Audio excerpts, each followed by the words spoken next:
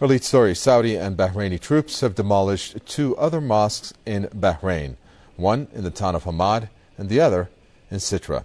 Troops from both Saudi Arabia and Bahrain had earlier surrounded the city of Sitra. For weeks now, Saudi-backed Bahraini troops have destroyed several mosques. There were also reports of soldiers setting up checkpoints in and around Sitra.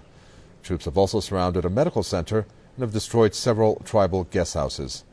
Meanwhile, the ruling Al Khalifa family has asked the court to dissolve two opposition parties, including the Al Wafaq group. Since the trigger of the Bahraini revolution back in mid-February, hundreds of anti-government protesters have been arrested.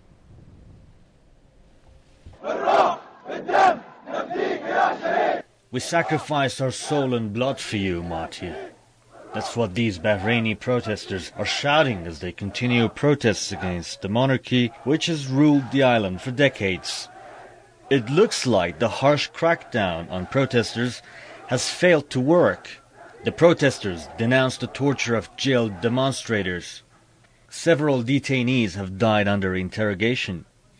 The daughter of prominent human rights activist Abdul Hadi al-Khawaja recalls how the regime forces attacked their house to capture her father. They broke down the building door and they broke down our apartment door and straight away attacked my father without giving him a chance to speak and without giving any reason for his arrest. They dragged my father down the stairs and started beating him in front of me.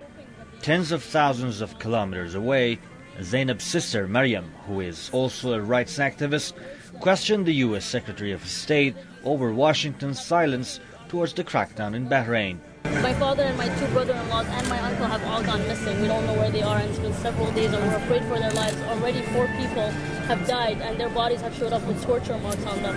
And I think it's really necessary for the U.S. government to make a strong statement about what's going on in Bahrain, because these are U.S. allies at the end of the day. Thank you very much. Other Western countries have also been accused of turning a blind eye to the dire situation in Bahrain.